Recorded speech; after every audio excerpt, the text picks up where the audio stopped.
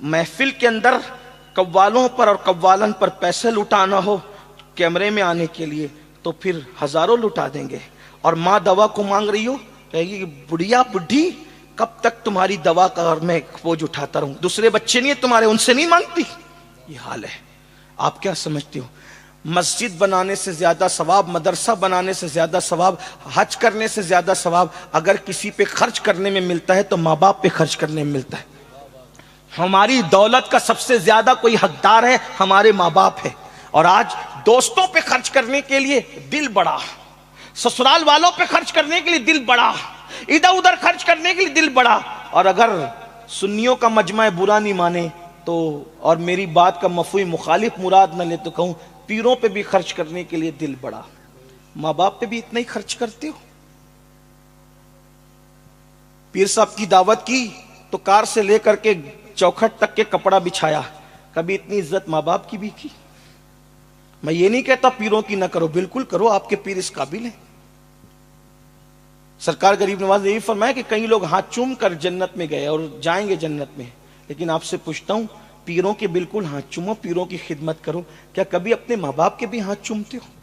انہیں چلا چلا کر ڈانٹ کے بٹھانے والوں کیا سمجھتے ہو غریب نواز کیا فرماتے سنو. غریب نواز فرماتے ہیں ایک بندہ قیامت کے دن آئے گا, پہاڑوں جیسی نیکیاں لے کر آئے گا. جب اس کی نیکیاں میزان پہ رکھی جائے گی تو نیکیوں کا پلڑا بھاری ہوگا. وہ خوش ہو رہا ہوگا کہ میری نیکیوں سے نیکیوں کا پلڑا بھاری ہو گیا. اتنے میں ایک چھوٹا سا کاغذ کا ٹکڑا گناہ کے پلڑے میں گرے گا اور گناہ کا پلڑا بھاری ہوگا, نیکیوں کا پلڑا ہلکا ہو جائے گا. حکم ہوگا اس کو منہ کے بل گھسیٹتے ہوئے جہنم میں لے جاؤ. جس وقت اسے جہنم میں منہ کے بل گھسیٹتے ہوئے لے جا رہے ہوں گے وہ کہے گا جہنم میں تو جا رہا ہوں لیکن مجھے یہ راز تو بتا دیا جائے یہ کاغذ کے چھوٹے سے ٹکڑے پر آخر کیا لکھا ہوا تھا جس نے میری ساری زندگی میں کی نیکی کا پلڑا ہلکا کر دیا, پہاڑوں جیسی نیکیوں کو ہلکا کر دیا, بے اوقت کر دیا میری نیکیوں کو. اس چھوٹے سے کاغذ کے ٹکڑے میں لکھا کیا تھا؟ تو جواب آئے گا بندے تو نے ایک مرتبہ اپنی ماں سے یا اپنے باپ سے چلا کر بلند آواز سے بات کی تھی, یہ چلانے کی نحوست لکھی تھی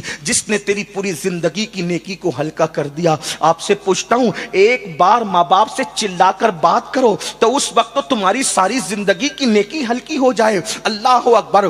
بیوی کے بہکاوے میں آ کر, کسی اور کے بہکاوے میں آ کر, ماں باپ کو گھر سے نکالنے والوں, سسرال میں جا کر کے بسنے والوں, جب ماں باپ تمہارے جوان تھے اور تم بچے تھے تو ہر کہتا تھا میری امی میرے ابا, میری امی میرے ابا, اور جب تم جوان ہو گئے ہو تو ایک دوسرے سے کہتے ہو تو دوا نہیں لاتا کیا تیرا باپ نہیں ہے, تو کھانا نہیں کھلاتا کیا تیرا باپ نہیں ہے. بچپن میں میرے ماں باپ کہتے تھے اور جوانی میں تیرے ماں باپ کہتے ہو. سن لو اللہ کے رسول نے ارشاد فرمایا البر لا یبلا والذنب لا ینسا والدیان لا یموت اعمل ما شئت کما تدین تدان. نیکی کبھی پرانی نہیں ہو سکتی, گناہ کبھی بھلایا نہیں جا سکتا, اور صلہ دینے والے خدا کو کبھی موت نہیں آ سکتی. تو جو چاہے کر, جیسا کرے گا ویسا بھرے گا. آج اپنے ماں باپ پہ ظلم کرنے والوں, ان کی خدمت سے منہ موڑنے والوں, قبر میں, محشر میں, جہنم میں جو عذاب ہوگا ماں باپ کے گستاخوں پر وہ تو بہت بدترین ہے. ہوگا. لیکن دنیا میں دو لوگوں کو کبھی موت نہیں آتی جب تک ذلیل نہ ہو جائیں, ایک ماں باپ کا گستاخ, ایک بزرگوں کا گستاخ. ان دو گستاخوں کو ضرور پہلے دنیا میں ذلیل کیا جاتا ہے, اس کے بعد موت آتی ہے.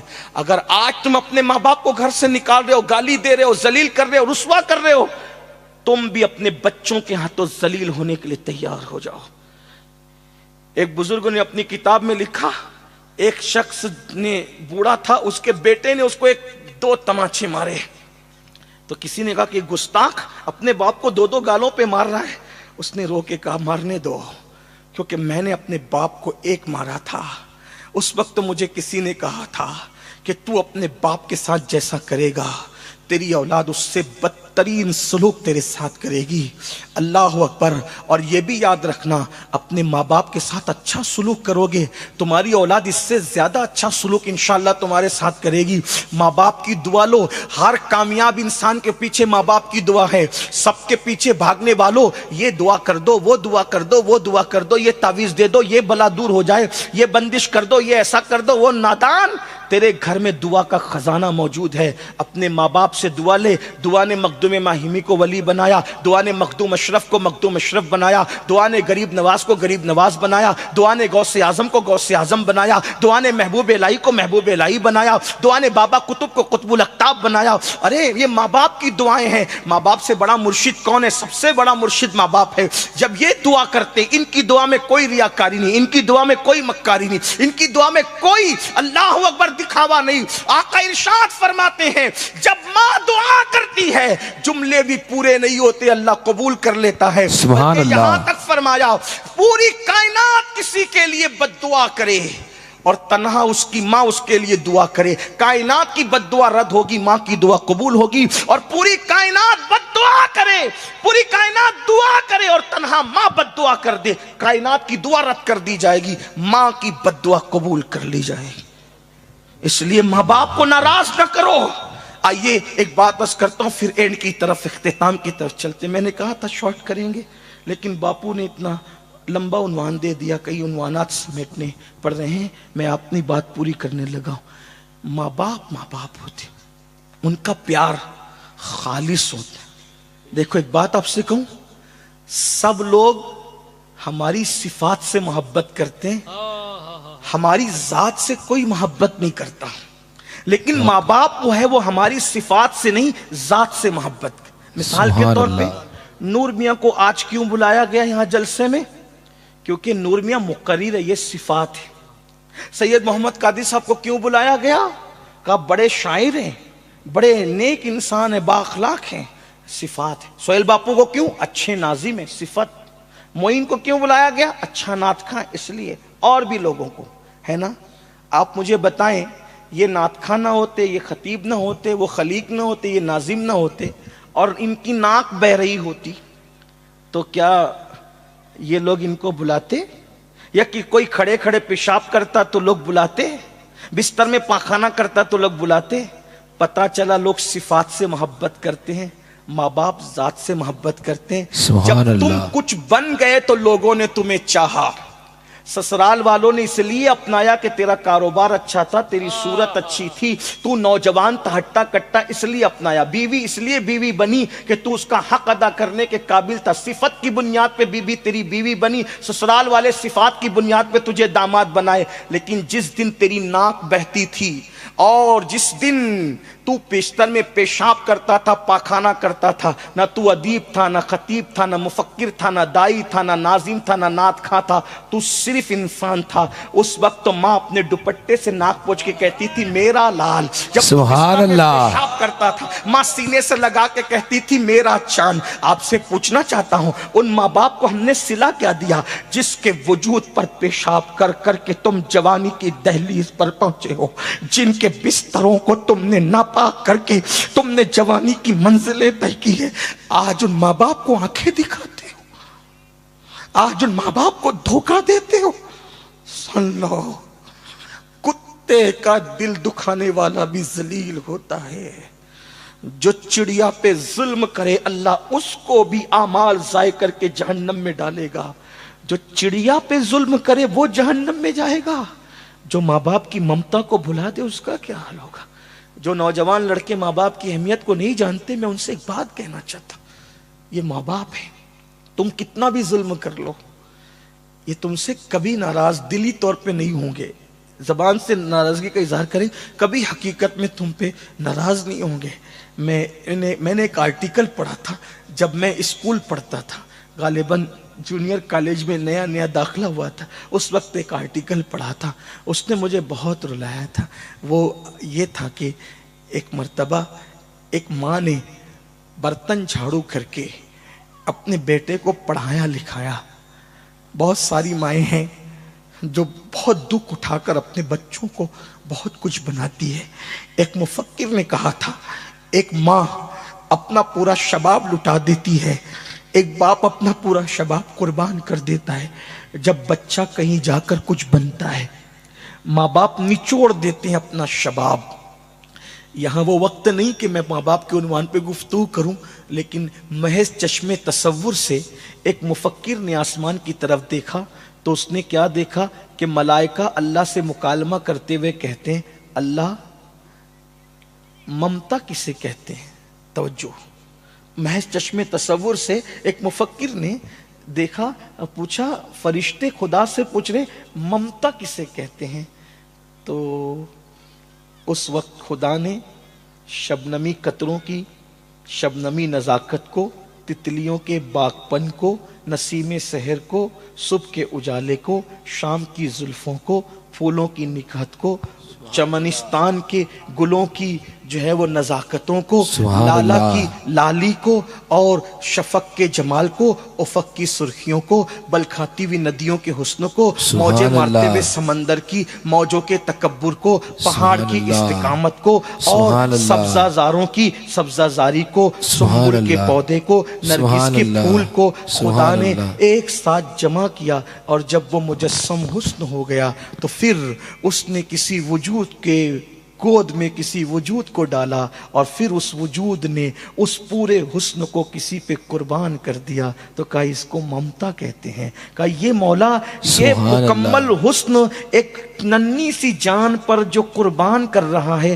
یہ حسن کیا ہے اور وہ کیا ہے؟ تو ارشاد ہوتا ہے یہ مکمل حسن کو ماں کہتے ہیں، اور اس قربانی کو بچے پہ قربان کر دینے کو ممتا کہتے ہیں۔ یہ وہ رشتہ ہے کہ ہر رشتہ کٹ سکتا ہے، ٹوٹ سکتا ہے، یہ رشتہ اتنا مضبوط ہے نہیں کٹ سکتا، بلکہ جرات کر کے کہہ رہا ہوں، خدا سے بندے کا رشتہ نہیں ٹوٹ سکتا، اور اس کے بعد یہ خدا کا کرم ہے کہ ماں باپ سے اولاد کا رشتہ کبھی نہیں ٹوٹ سکتا۔ توجہ، دوست میں جھگڑا ہو گیا، اس نے کہا تو میرا دوست نہیں، ختم بات، صحیح؟ بھائی میں جھگڑا ہو گیا، تو میرا بھائی نہیں، نام لے کے پکارے گا، وہ ساجد ایسا کرتا، عبداللہ ایسا کرتا، عبد المصطفیٰ، توڑ دیا نا رشتہ۔ اسی طرح بیوی سے جھگڑا ہوا، رشتہ توڑ دیا۔ لیکن آپ سے پوچھتا ہوں، ماں باپ سے کتنا بھی لڑ لو، جب بات آئے گی تو کیا کہو گے؟ میری امی نے ایسا کیا اور میرے ابا نے ایسا کیا۔ جب بھی بولو گے تو ان کو کیا بولو گے؟ میری ماں باپ ہی بولو گے۔ ماں باپ کے سوا کچھ اور بول سکتے ان کو؟ سوچو تو صحیح، کتنی ممتا اس میں ہے۔ تو عرض یہ کر رہا تھا کہ ایک ماں نے برتن جھاڑو کر کے محنت مشقت کر کے بیٹے کو پڑھایا، بھول یہ ہو گئی، دنیا ہی دنیا پڑھا دیا مالداری کے چکر میں، دین نہیں پڑھایا۔ میں مائیں اور بہنیں موجود ہیں تو میں ان سے کہتا ہوں ڈاکٹر بناؤ، ٹیچر بناؤ، انجینئر بناؤ، لائر بناؤ، یہ بناؤ وہ بناؤ، سب بناؤ، لیکن پہلے مسلمان بنانا اپنے بچوں کو کیوں؟ ڈاکٹر بنانا فرض نہیں، انجینئر بنانا فرض نہیں، لائر بنانا فرض نہیں، جج بنانا فرض نہیں، لیکن بچوں کو مسلمان بنانا فرض ہے۔ اگر مسلمان نہیں بنایا تو جہنم میں جلنے کے لیے تیار ہو جاؤ۔ ماں نے بنا دیا، پڑھا لکھا دیا، شادی کر دی، اچھے گھرانے میں شادی ہو گئی، پڑھی لکھی بہو آئی، تو بہو تو ساس کو موجنے کے لیے گننے کے لیے تیار نہیں تھی۔ بہو نے بیٹے سے کہا دیکھو جی، بچہ پیدا ہو گیا، تمہاری ماں کو اب میں برداشت نہیں کر سکتی، یہ تمہاری ماں کھانستی ہے، اس کو کچھ شعور نہیں ہے، یہ جاہل ہے، ان پڑھ ہے، ایسا ہے ویسا ہے، میں اس کا بوجھ نہیں اٹھا سکتی۔ اچھا پھر یا تو اپنی ماں کو رکھو یا تو مجھے رکھو، کیا فیصلہ کرنا ہے؟ ظالم بیٹے نے فیصلہ کیا ماں کا انتظام ہو جائے گا۔